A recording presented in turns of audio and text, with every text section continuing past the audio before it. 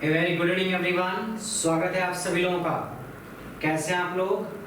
मैं राजकुमार सिंह आप सभी लोगों का चैंपियंस कैफे में स्वागत करता हूं।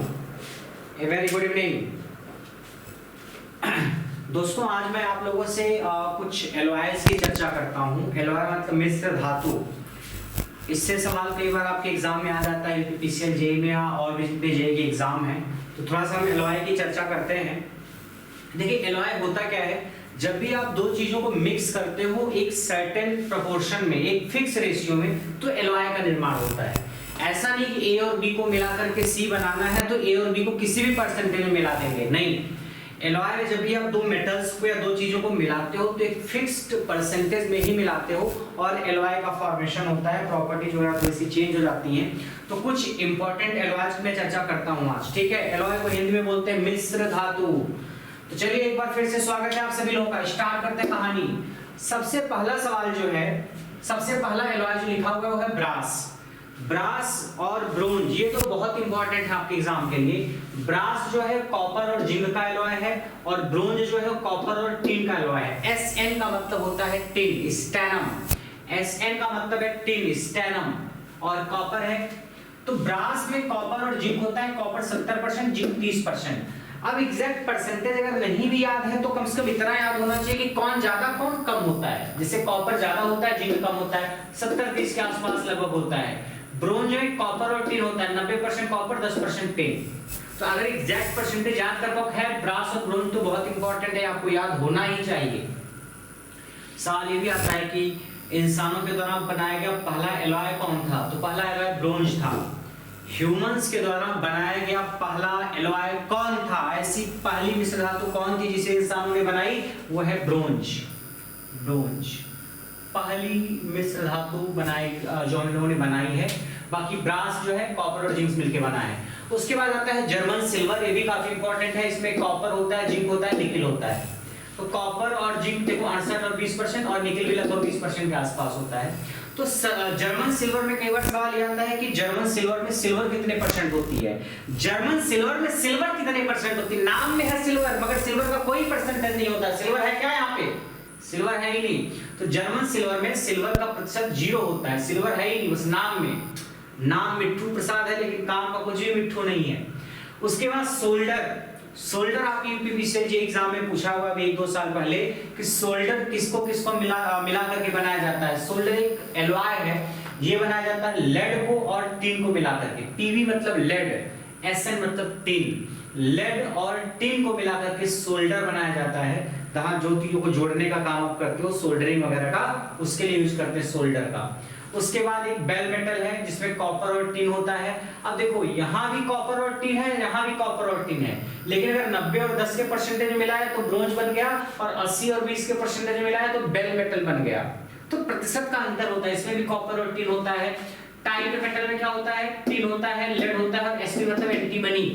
Sb क्या है? एंटीमनी का सिंबल है। उसके बाद ड्यूरेलियम। ड्यूरेलियम में देखो एल्यूमिनियम, कॉपर, मैग्नीशियम और मैग्नीज होते तो ये 4 हैं।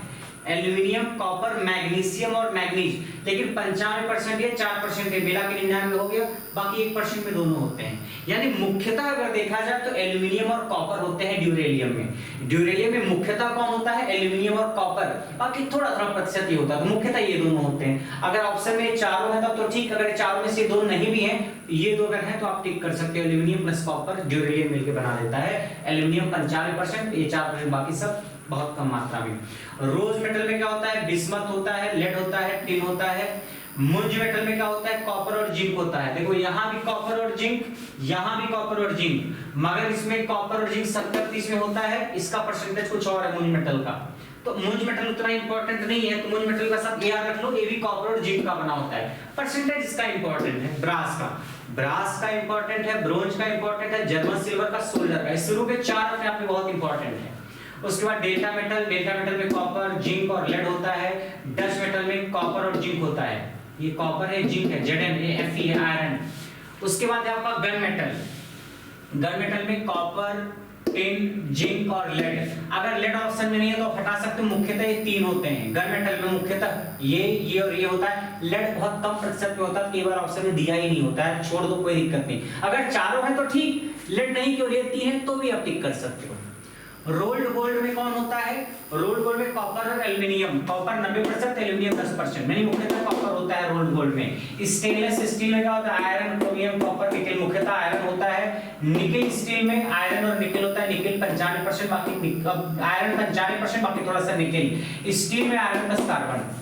स्टील कैसे बनती है? आयरन में कार्बन को मिलाने से स्टील बनती है। लोहे में कार्बन मिलाओ तो स्टील बन गया। निकेल स्टील कैसे बनती है? आयरन में निकेल मिला दो तो निकेल स्टील बन गया। स्टेनलेस स्टील जंग रोधी इस्पात कैसे बनता है? आयरन में क्रोमियम, कॉपर, निकेल वगैरह मिला करके बनाते हैं। Nichrome is very very important from your exam point of view. Nichrome में निकेल और क्रोमियम होता है, 80% के आसपास निकेल, 20% के आसपास क्रोमियम, वेरी इंपॉर्टेंट। एल्निको भी इंपॉर्टेंट है, आप मशीन में पढ़ते हो। एल्यूमिनियम, निकेल और कोबाल्ट को मिला के बनाते हैं, हार्ड मैग्नेटिक मटेरियल का उदाहरण है ये। एल्निको हार्ड मैग्नेटिक मटेरियल के एग्जांपल है एल्यूमिनियम, निकेल, कोबाल्ट, ठीक है। परमानेंट मैग्नेट वगैरह बनाने में इसका यूज कर लेते हैं। बाकी मोनल मेटल है जिसमें कॉपर और निकेल होता है 70 और 30 के अनुपात में। मैग्नीशियम है, मैग्नीशियम, मैग्नीशियम, NaLium, एल्यूमिनियम और मैग्नीशियम, ये भी इंपॉर्टेंट है। मैग्नीशियम में एल्यूमिनियम 95% और मैग्नीशियम 5%, 95 और 5। उसके बाद टंगस्टन स्टील में क्या होता है? टंगस्टन होता है, आयरन होता है, कार्बन होता है। टंगस्टन स्टील में कौन कौन? Tungsten, iron, carbon. कॉन्स्टेंटन जिसको कि यूरेका भी कहते हैं, कॉन्स्टेंटन जिसको कि यूरेका भी कहते हैं, उसमें कॉपर और निकेल होता है 55 और 45 के अनुपात में लगभग। और मैग्नीन, मैग्नीन ये सब मेजरमेंट में पढ़ते हो ना। मैग्नीन, मैग्नीन, मैग्नीन में कॉपर, मैग्नीज और निकेल। कॉपर लगभग 84, मैग्नीज लगभग 12, निकेल लगभग 4% के आसपास होता है। फिर जितने भी एलॉयज हैं या आपके इलेक्ट्रिकल इंजीनियरिंग के एग्जाम के लिए इंपॉर्टेंट है ही, साथ साथ आप नॉन-टेक का भी कोई एग्जाम दोगे ना तो ये जनरल साइंस का भी सवाल बन सकता है, मतलब केमिस्ट्री से उठा करके भी यहाँ से सवाल आ सकता है। ये जो आपको आज बताया गया ये इलेक्ट्रिकल इंजीनियरिंग के भी सवाल में आ सकता है और जनरल साइंस के सवाल में भी इसको पूछा जा सकता है। ग्रुप डी का कोई एग्जाम दोगे या नॉन-टेक का कोई एग्जाम दोगे तो वहां से भी सवाल आ सकता है कि कॉन्स्टेंटन किसका एलॉय है, मैग्नीन किसका एलॉय है, या नाइट्रोम किसका एलॉय है, या फिर ब्रोंज किसका एलॉय है, ब्रॉस किसका एलॉय है। देखिए जो बहुत बहुत इंपॉर्टेंट है मैं बता रहा हूँ, ब्रास इंपॉर्टेंट है, ब्रोंज बहुत ज्यादा इंपॉर्टेंट है, जर्मन सिल्वर इंपॉर्टेंट है, सोल्डर इंपॉर्टेंट है। उसके बाद आ जाता है मैग्नीन बहुत इंपॉर्टेंट है, कॉन्स्टेंटन बहुत इंपॉर्टेंट है और नाइट्रोम बहुत इंपॉर्टेंट है। ये सब बहुत बहुत इंपॉर्टेंट है। उसके बाद ये स्टील वाले भी हैं, थोड़े कम इंपॉर्टेंट है, अगर पूछा जा सकता है। मैग्नीशियम भी पूछा जा सकता है और ये डेल्टा मेटल, डच मेटल, ये सब थोड़ा थोड़ा याद रखोगे तो आप ठीक रहेगा। पूछा तो देखो एग्जाम में कुछ भी जा सकता है, बट जिसकी ज्यादा संभावना है वो मैंने हाईलाइट कर दिया। 1 2 3 4 5 6 7 8 ये। बाकी नाइट्रोम का हो गया, मैग्नीशियम का भी आप याद रखना। बाकी मुंज metal, delta metal, Dutch metal का भी कई बार पूछ लेता है, तो आप याद रख पाओगे इसको तो बेस्ट है। एटलीस्ट 6-7 जो है ये तो याद रखना। और मैग्नीशियम का भी याद रखना, स्टेनलेस स्टील का या रोल्ड गोल्ड का भी याद रखना, ड्यूरेलियम का भी याद रखना। मुख्यतः ये दोनों होते हैं। सबसे पहला एलॉय जो बनाया गया था वह है ब्रोंज, ठीक है। तो कुछ मिश्र धातुएं हैं, इन पे सवाल अगर आता है तो उम्मीद करते हैं आप जरूर सही करोगे।